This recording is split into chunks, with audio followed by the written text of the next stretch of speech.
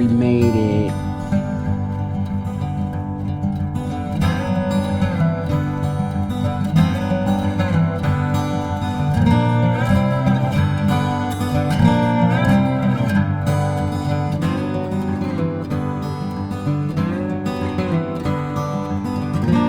Hi, welcome to the Outdoor Laboratory Podcast. I'm your host, Danny Capot, and on today's episode, we're going to be visiting Zion National Park. Zion is full of human interaction and history, ranging all the way back to 6000 BC. Historians like to split up the history of Zion Canyon into four distinctive periods. The first period is described as the Archaic period, which ranges all the way from 6000 BC to 500 AD. During this time, small groups hunted game and collected wild plants all across this section of the Colorado Plateau. Archaeological records have been found in caves and buried sites. The Archaic period also saw tools like stone knives, drills, and atlatls. By 300 BC, cultivation of corn and squash was seen near rivers and springs. Near these cultivation sites, shallow storage sites were also found. This storage and use of horticulture means that the end of the Archaic period saw less movement of humans throughout Zion Canyon. The next period is known as the Formative period, that ran from the year 500 to 1300 AD. The Virgin Anasazi and Paroan Fremont appear on the archaeological record. Pueblos were formed with the use of pit houses, storage rooms, grinding stones, and masonry techniques. The grinding stones found in this area were used for preparing corn and food production. This area also sees the introduction of ceramic storage vases that were traded all across the continent. The name difference between the Virgin Anasazi and the Paroan Fremont is how they are believed to have gotten their food. The Anasazi were more known to be a horticulture culture, while the Paroan were known to hunt and collect a broad range of plants to supplement their cultivated food.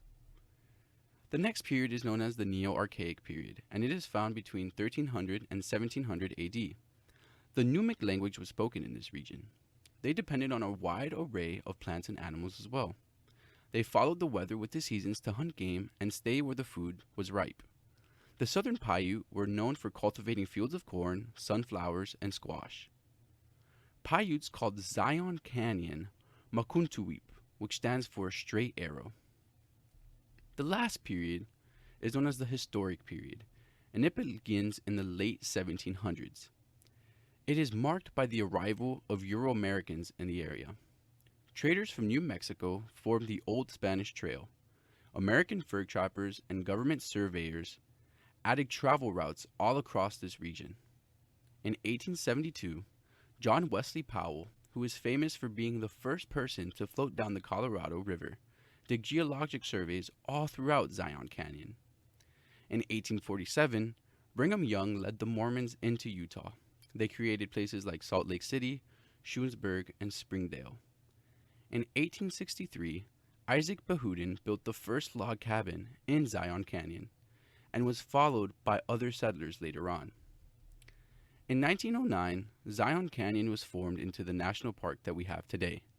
The Utah Road Commission began construction on the highways that pass through the canyon, letting visitors have easier access. They even built a 5,613-foot tunnel to deal with the vertical canyon walls. The economic potential of this park, brought by tourism, has helped support the surrounding communities. Visitation has increased over the years. In fact, you will notice that there are virtually no parking spaces available throughout the day due to the amount of people who visit. To combat this issue, Zion National Park runs shuttle buses, and may I say they are very timely, clean, and adventurous. There is nothing more heart-stopping than letting a bus driver that you don't know drive a bus that weighs tons of pounds right next to steep cliff edges. You haven't lived until you rode on the Zion Canyon buses. Zion National Park is a beautiful example of the magnificent qualities that nature does have to offer. It feels magical, almost unreal. The tall canyon walls are so gigantic and it made me feel so small. I truly love this part of the country. I recommend everyone add this park to their bucket list. So go out and explore it for yourself. Have a great day. Oh my gosh, dude, this guy's taking this turn really crazy. He's been here before.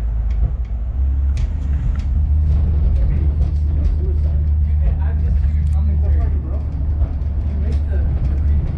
I'm not in control of the bus. So we're doing I'm fine. not in control of the bus. I'm on my GoPro. We're fine. Wow, look a porta potty. Here's river access right here. River access. This is how you get down to the river. So number 3? Yeah. I want to be a number 3, please.